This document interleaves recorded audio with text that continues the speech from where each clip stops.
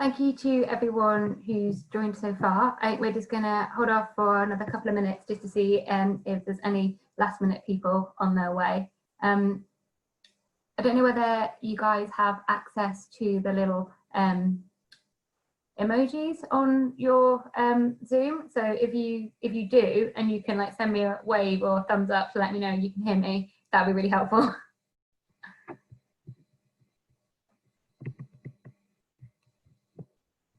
Great, got some thumbs up. Thank you very much. That's really reassuring.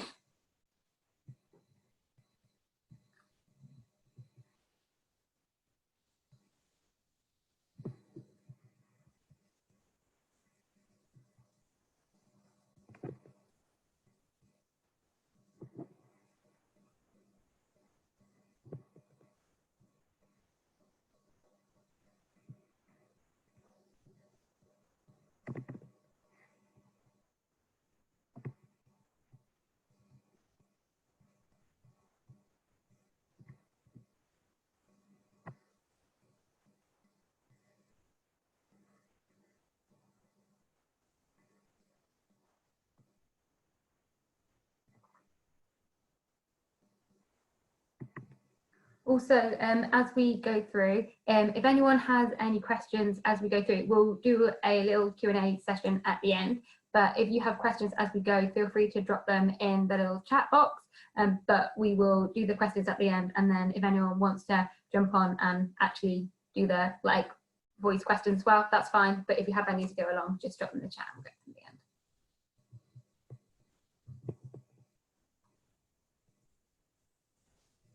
I think it's nearly 5 past now, so I guess we will get started. So firstly, thank you everyone very much for coming along today.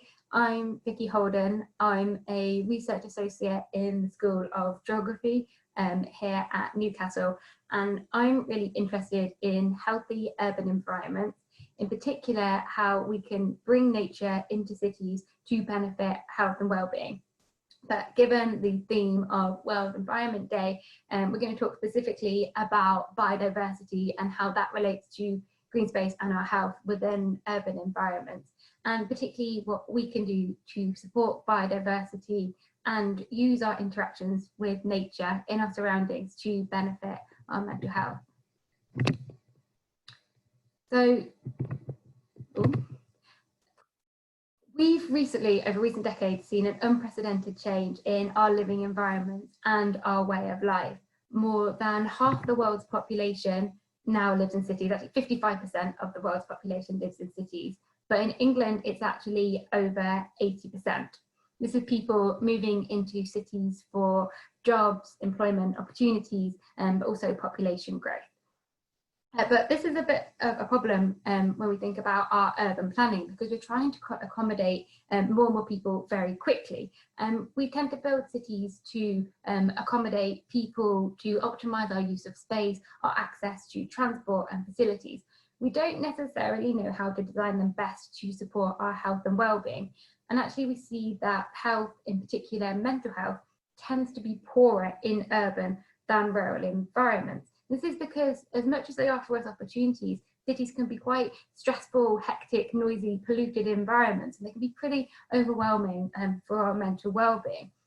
So we've got more and more people living in a smaller and smaller environment that isn't necessarily ideal for our mental health. And at the same time, we're becoming more and more reliant on technology. So while we're more connected, we're actually becoming more distant than we have been in the past. One thing we can do, and one thing we do know, is that nature is really important.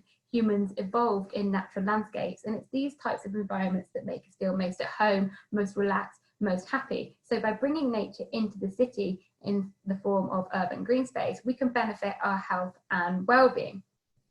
These urban green spaces can be designated areas of green within the city, so things like parks, gardens, sports facilities, nature reserves, as well as greenery we see around our environment along the street. So things like trees, grass verges, window boxes, planting, all that kind of thing. All of that's included when we're talking about urban green space.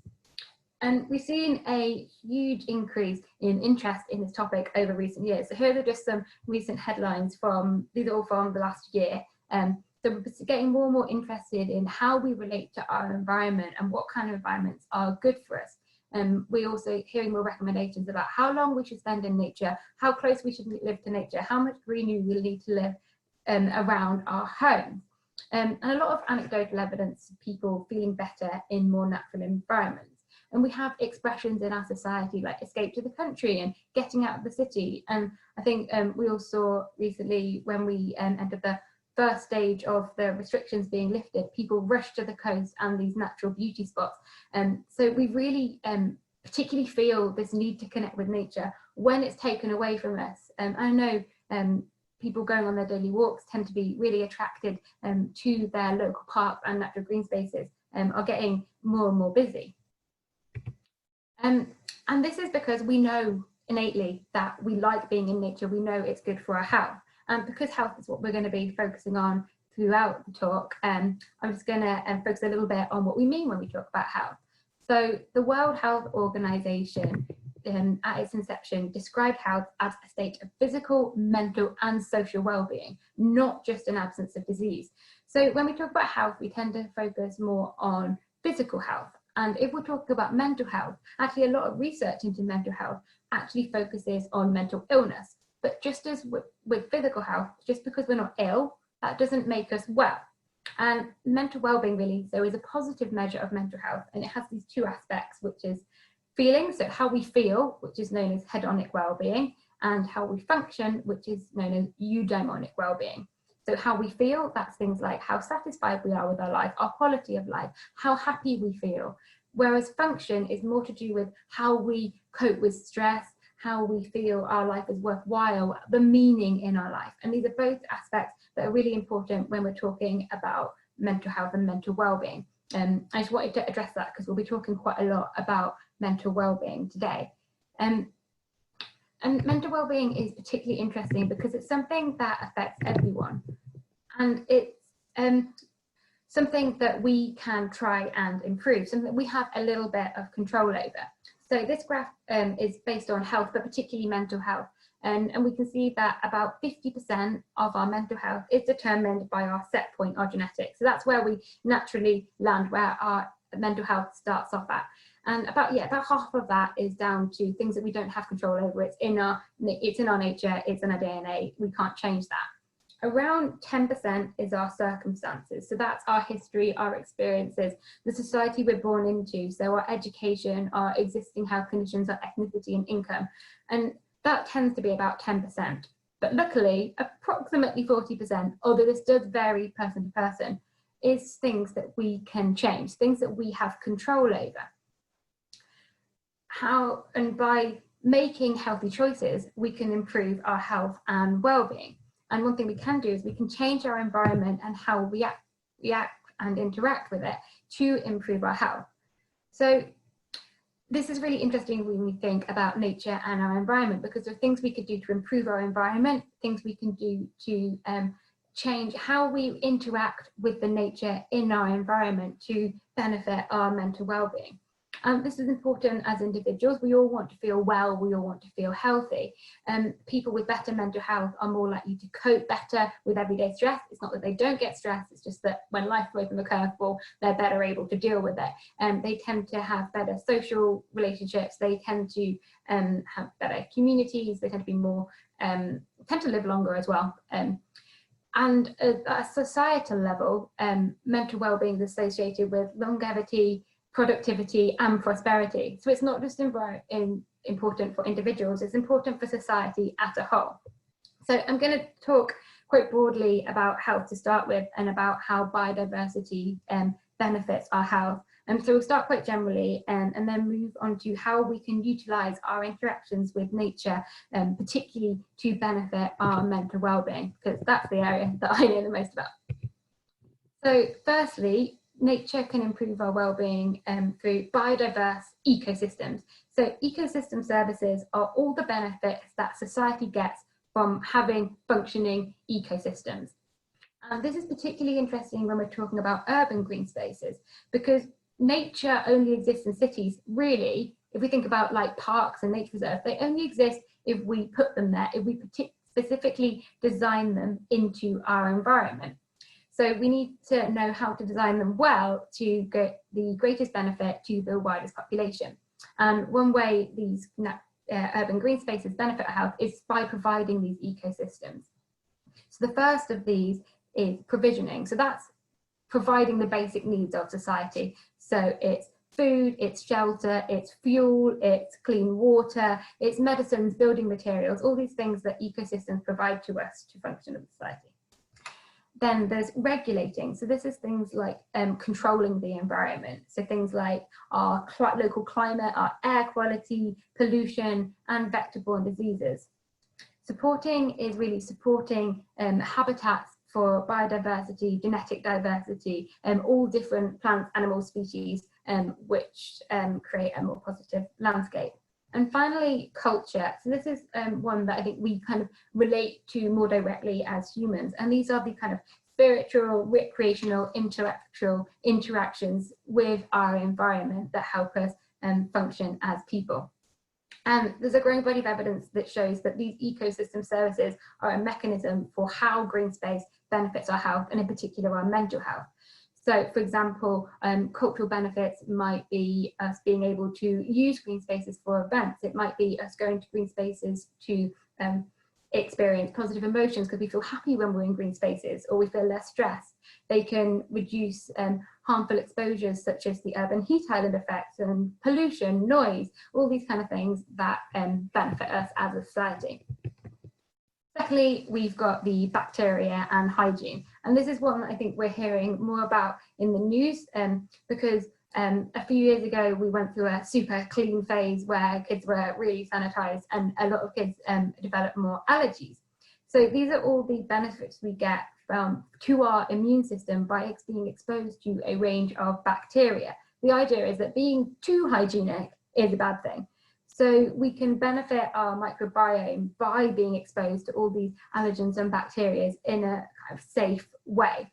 And a lot of evidence shows that early life exposure in particular, so children being exposed to parasites, bacteria, actually increases the likelihood that they don't have allergies. So the more you spend, getting a bit muddy, playing in a mucky environment, getting your hands dirty, that's really important for reducing allergies, for other chronic inflammatory diseases, asthma, things like that. So for kids, we can encourage them to climb trees, get a bit mucky, make mud pies, and not be overly sanitized, because that really helps improve their immune system. Next, we have the dilution effect. And this is really the idea that the more species you have in an environment, the harder it is for disease to spread. Because in order for a disease to jump, for example, from animals to humans, you've got to have enough of that animal, enough of that human, and the insects normally that are the vectors for transmitting this disease. So it's harder for a disease to spread if there's fewer types, if there's it's harder for the disease to spread if you've got a wider variety of species, because there's more species for it to try and jump to, so it has to mutate more and more times. So by having more species, you reduce the transmission. Now we're going to talk a little bit more specifically about how this benefits our mental health. So we've touched on this a little bit to start with, but biophilia is the theory that as humans evolved in the natural landscape, this is where we feel most at home and best able to flourish. So bio meaning nature, philia meaning love. So we have this innate desire to connect with nature and other forms of life, because we intuitively know that due to our evolutionary history, they provide us with shelter, warmth, potential weapons, food sources and water that are really beneficial to our survival. So we still tend to feel more at home, more relaxed, more safe when we're in an environment that has at least some natural features. And some research that came out last summer showed that spending 2 hours in nature is optimal for our health and well-being. And this doesn't have to be, so this is 2 hours a week, and it doesn't have to be in one go. It can be spread out throughout the week. So whatever fits in with your lifestyle. So that could be going for a walk in the park for half an hour, 4 days a week. It could be going on a big hike at the weekend and getting your 2 hours in one go. But really, this seemed to be the optimal amount. So going less than that was still beneficial, just not as beneficial and going to nature for more than 2 hours didn't have any more benefit. Next, we have two theories called the attention restoration theory and the stress recovery theory. And these are slightly different in that, but they both focus on the idea that nature is innately calming and stress reducing. So the attention restoration theory says that we have two types of attention. The first is our directed attention, and that's the attention we use when we're really having to try hard to focus on something. For example, our work, we're really kind of have to focus on that screen, get stuff done. But we also have fascination, which is innately captured, and we don't have to try and use it. So an example of this would be if we're working hard, but our attention keeps getting grabbed, we keep like looking out the window, kind of lost in thought, because we need to rest our directed attention. Directed attention is finite, and that's why we get mental fatigue. So if we're walking, for example, in a natural environment, we might find that we're not having to try and concentrate. You don't have to try and look at the trees, you don't have to try and look at the clouds. They just innately capture your attention, and this enables your directed attention to rest and top up so that you can get back to work, which is why we recommend taking regular screen breaks, just to give your attention that break. But I think nature is really, really good for helping you restore that directed attention when it runs out. We also have stress recovery theory, and this is the idea that nature is just inherently relaxing. It helps particularly stressed people feel better, and more biodiverse environments tend to be better in those features that help us relax. But also, really interestingly, this isn't just about mental health. Physically, studies in hospitals have shown that people recovering from surgery who have a view of trees require less pain medication and might be discharged faster than people who have a view of a brick wall. So this is really powerful stuff. And then we have a couple of ways in which biodiverse natural environments facilitate activities that are beneficial to our health and well-being. So socializing, we know having social networks is really important for our mental health and for providing us with support, particularly when times aren't going as well, but also just interacting with other people makes us feel really happy and more resilient. So particularly parks in urban environments provide a space to socialize with the people, even if it's not conscious, active socializing. It might just be walking around your park and acknowledging the other people that you walk past. Or it could be going for a walk with other people, taking your dog out, whatever it is. But green spaces really do provide this destination for socializing, as well as things like hosting events. They can be used as event spaces or group activities as well. Think about, you know, going for a picnic or going to Pet's Corner in Jesmond Dean when it's open, being able to do these like socializing activities. And then physical activity, which is something we tend to just focus on the physical benefits of, but exercising is super important for our mental health as well, and potentially even more important. So green spaces and more biodiverse environments are more likely to encourage us to exercise. So parks obviously provide a destination for us to walk our dog or run around or go to boot camp in the park, or our what they call park runs every Saturday and things like that. But they also don't have to be just usable green space. So living in a greener environment encourages people to walk around it, because greener environments are tend to be experienced as more pleasant. There's more to look at and more to interact with as you move around. So by moving around the environment, you're getting in a little bit of physical activity, and you're also more likely to meet your neighbours if you walk more around your neighbourhood, which again ties into those social benefits. So these all kind of interrelate. And finally, connecting with nature. So this is again tying into that biophilia theory, but by immersing yourself in nature, you really able to connect with the wider world, and it can be incredibly comforting for a lot of people and help us reach those more relaxed, healthier, inspired states. So things like breathing in the air when you're walking through the woods, smelling flowers, listening to birds or the trees blowing, climbing over things. But also, it doesn't have to be just going into green spaces. It can be things like gardening or bird watching, which enables us to notice more species around us. Also things like creating biodiversity areas, which enable more wildflowers to grow and attract pollinators is really important. And anything that we can do in our lives to connect with nature can be really, really beneficial for our health. But I now just want to focus a little bit on how we do this when we're in lockdown, because obviously going out for really long walks in the countryside, spending loads of time climbing trees in the woods is slightly beyond what we're able to do most of the time, or at least in the way that we would like or that we were used to before this. So one thing we can do is to remember to look outside, which, you know, is pretty obvious, but I think it's something that we sort of take for granted because you know what the view outside your window is. But by really taking notice of how the trees look outside in different weather or in different light, can we try and watch maybe not a sunrise, it's probably a little bit early for a lot of us at the moment, but maybe a sunset, or does the environment look different when it's raining outside? Or do flowers open at different times of day? Can we open the window to listen to the wind and the rain, which we're having a lot of at the moment? Great time to do that. Or can we smell the earth after the rain? Things like that. But by really remembering to take notice of the world around us that we can do just from inside our home.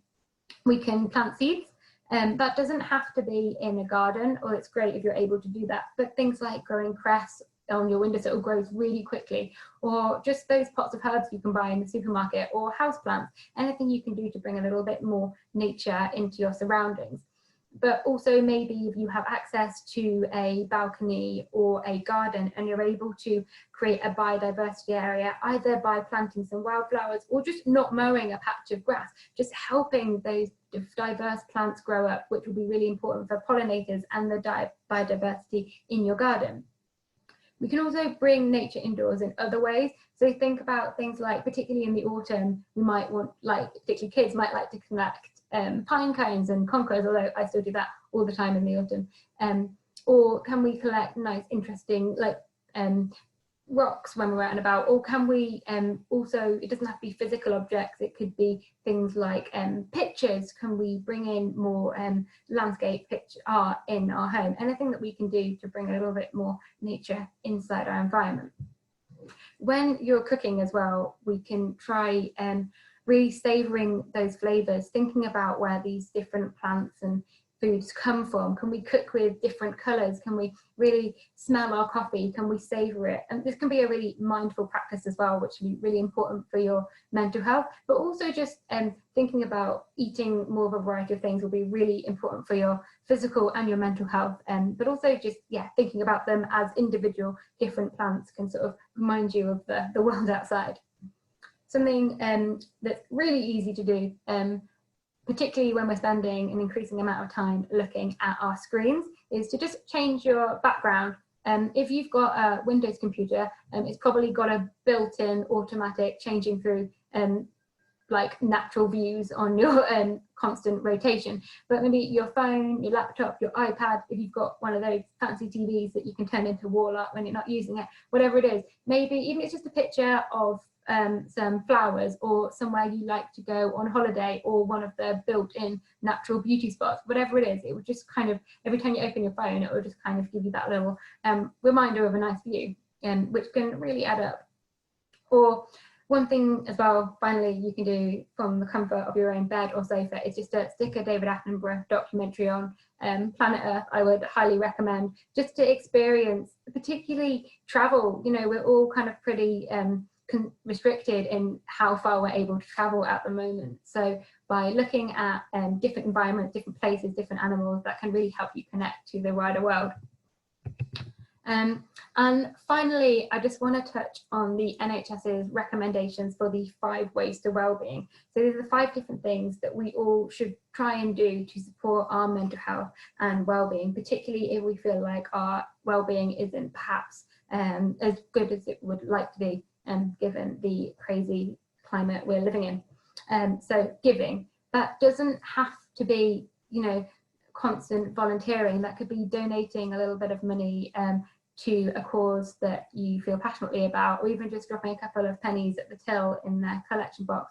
It could be giving someone a compliment. It could be volunteering to help your neighbours. whatever it is, it could be anything that makes you feel like you're giving back a little bit, and that can really help with your eudaimonic well-being, which is helping with your sense of achievement and worth, because it can help you in a small way and make you feel like you're making a difference. Keeping learning, that doesn't have to be, you know, committing to learn Spanish on Duolingo. It can be, you know, doing quizzes, reading some articles and things you're interested in, but also, you know, it could be, you know, or watching documentaries, whatever it is, something that makes you feel like you're achieving a little something. Being active, really important for our physical and mental health. That doesn't have to be running, you know, every other day or doing loads of weights, you know, whatever it is. It can be going for a gentle walk, doing a few stretches, you know, making sure you stand up and shake your shoulders out and have a little stretch every hour or so to stop you getting completely hunched and stuck in front of your computer all the time. Or it could be turning your living room into a home gym, going for a gentle walk, anything, whatever helps you get a little bit moving, and kind of keeps you awake, keeps you feeling a little bit more active, a little bit more inspired.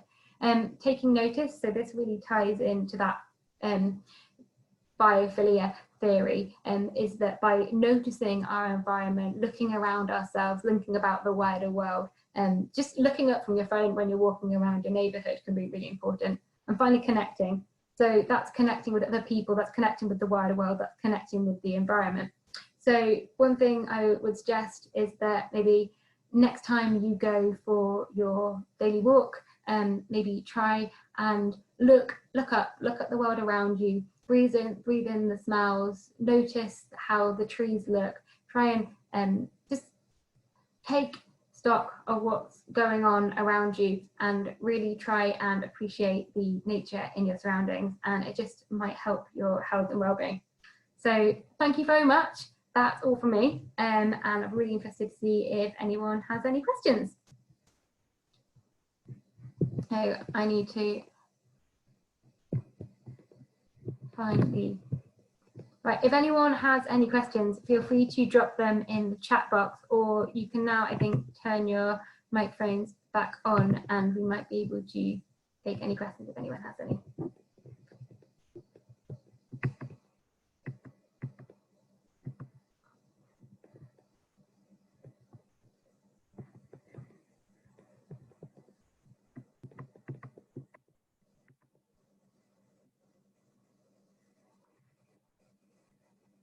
Oh, thank you to Chrissy, who just said she liked the photos in the presentation. I got a little bit overexcited with PowerPoint's new stock images, as well as ones I've been taking as I've been walking around recently. Yeah, if anyone does have any questions, feel free to drop them in the box, or if you don't want to do that, then my email address and my Twitter handle should be on there. Oh, my email address is just my name, but victoria.houlden@ncl.ac.uk. Oh, thank you. How exactly is well-being measured? Okay, so well-being is measured in different ways. The way that the UK government measured it is through 4 questions designed to address different aspects. So they tend to ask people on a scale of 1 to 10, how are you feeling? And firstly, they ask, how satisfied are you with your life nowadays? Then, to what extent do you feel the things you do in your life are worthwhile? How happy did you feel yesterday? And how anxious did you feel yesterday? So these are designed as a quick and easy way of measuring these 2 hedonic and eudaimonic mentions. So asking people how they feel, you've got hedonic, and then eudaimonic, you've got their sense of worth. But there's also, that's only 4 questions. And I think if someone says, how satisfied are you with your life? On a scale of 0 to 10, you panic and go, I don't know, 7. So I think some of the more comprehensive scales are a little bit better. So we've got the Warwick-Edinburgh Mental Wellbeing Scale, which is a 7 or 14 item scale, depending which version you use, as the shortened and the longer version. And this is designed to address these different aspects without asking about them directly. So ask people, over the previous 2 weeks, how have you feeling on the following aspects? So ask, how have you been sleeping? How have you been dealing with problems? Have you been close to other people? Have you been feeling happy? Have you been feeling optimistic about the future? Things like that. So it's not directly asking people, are you happy? Or what's your mental well-being? It's a little bit more nuanced and designed to address these different aspects. There's also World Health Organization have different ones, but yeah, it tends to be these scales, these like subjective scales, ask people how they're feeling. Do you have a source for the pie chart I used? Yes, I do. I don't have it on me at the moment, but I would just note that down, and I will I'll share that on my Twitter later today for anyone who's interested. 2 hours a week in nature, does sitting in the garden count? No, yeah, I'm pretty sure it does. Basically anything that gets you out in nature. If you're interested, it was a paper by White et al. 2019, which is the 2-hour dose in nature. But really anything that gets you, yeah, in nature, although I think the more natural environments, so things like in the countryside or nature reserve, tend to be more prevalent in those features like the biodiversity that's important for our well-being, although getting in your, like, it depends on your garden as well, but really anything you can do to get in some nature is really, really helpful. Is the research into the downsides of getting more nature?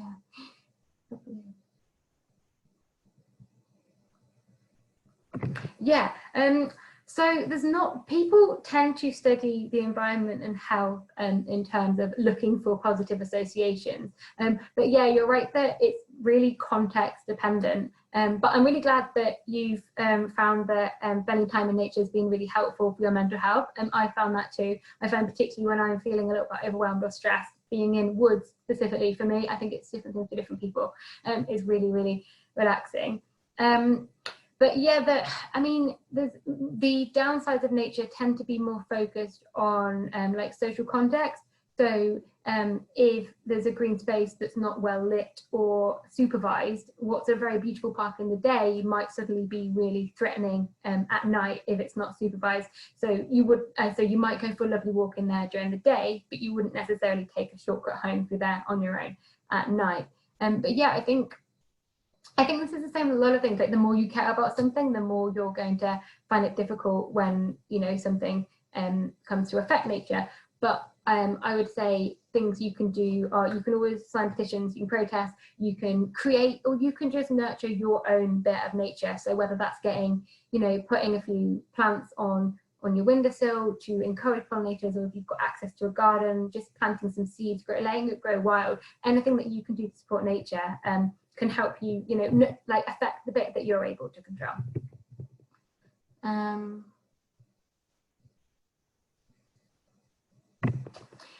I'm curious about the 2 hours per week figure, as I'm assuming that's for the average person. I used to be a park ranger before working for the university, and wondered if that figure would differ for people working outdoors, as nature can lose some of its magic. So I think that's where the 2-hour figure comes in, is that if you go more than 2 hours, it does tend to, perhaps we get a little bit acclimatized to it and it stops being as effective. Like anything, when we get used to something, it stops being, you know, as effective. But I think, I don't know that there's been particularly any studies on that specifically, but I think, yeah, that's really why that 2-hour figure comes into play, because it's quite a decent amount of time to be outside, but when, you know, the more and more you do, the less it maybe affects people.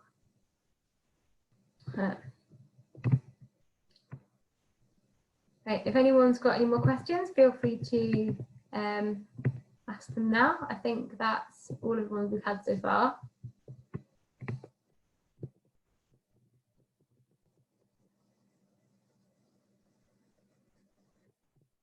How is biodiversity measured? So that's a difficult one. So there are biodiversity indices, which are pretty straightforward. You measure how many different species you've got per area, but obviously if you're trying to do that for a huge nature reserve, that can be really challenging. So you'd maybe take a sample take like a 1 meter sample and look at the biodiversity in that square, and then amplify that by or you could do it if you're doing, for example, trees. So people tend to focus just on one thing sometimes. They might focus on the types of different trees, or they might focus on the different bird species. Bird species is a really common one that people use. So how many bird species do we have in this local area? Because that's bird species are a really good indicator of wider biodiversity. A lot of studies actually do tend to, some of them actually compare, so they say this environment is more biodiverse than this one, and then they'll expose people to those two different environments and see how their outcomes compare, whether that's stress or how they're feeling, whatever. Although a lot of biodiversity research does focus on natural versus less natural, so it doesn't necessarily measure biodiversity directly. Yeah. Stakeholders tend to fund things with economic benefits. Can we persuade them to fund things with wellbeing benefits instead, or can we integrate wellbeing and economic benefits together? This is really interesting because so we all have heard of GDP. It's how we measure economic progress in society. But a couple of years ago, I think it was around 2015, the UK government, well, the EU actually introduced the Beyond GDP measure, and that's designed to be more inclusive of social and cultural measures of progress on top of just the economic side, which doesn't necessarily measure things that are as meaningful for the individual experience. And that's really interesting because you'd think that more wealthy countries would have better health, but actually, and that's certainly true to an extent in the Western world, but actually countries with higher inequalities have worse health. So it's not actually about being wealthy, it's about having a more equal society, and that's what supports the health. So it's something that they're starting to take more notice of. So in this Beyond GDP measure, they do include a indicator of social well-being, which is really, really good. I think we're trying to take it more seriously, and particularly, as we mentioned before, well-being being associated with societal prosperity and productivity. So people who are mentally well have less time off sick, and they're more productive when they are at work. So that's really beneficial. So I think that's one way we can do it. Another way I think it's being taken more notice of is in green prescriptions. So we're more and more seeing people for particularly milder mental health complaints are sometimes given green prescriptions, which is where their GP tells them to have a prescribed amount of nature, so try and get out in nature for a certain amount of time per week or per day to support their mental health. And I think if we can start quantifying that, looking at how much money that's saving the NHS, and also when we look at just GDP, the mental health costs, so that's funding mental health services and time lost due to lower productivity from mental health costs, cost around 4% of our economic GDP. But yeah, I really think that trying to focus on those benefits, so if we can start quantifying, like measuring things more directly, so measuring biodiversity, measuring green space, using more measures of well-being and trying to equate that to economic costs, I think that's a really good way of trying to encourage more people to invest. Oh, you didn't know about looking at prescriptions. Yeah, that's something that I'd recommend looking up. I think because the benefits we are starting to have more and more information on this, because that's one of the things is that it's still fairly new in terms of research. So we're still kind of gathering that evidence to make the case for why we should continue studying it, how we should plan urban environments, how we should use them, and how we can fund that in the future.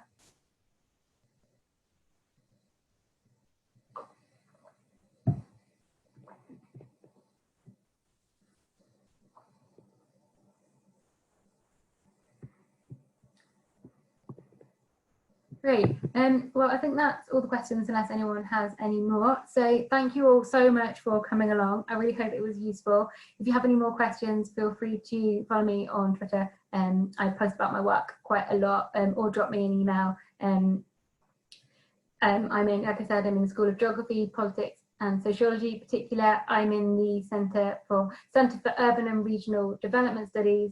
So that's where you can find me if you want my email as well. Although I should have put that. Actually, if anyone wants to ask me questions, I would just type my email for you. I should have put this on my slides. That was one thing I somehow managed to forget to do. but I'll just type it in the comment box if anyone does have any more questions that they want to ask in the future. So thank you very much, everyone.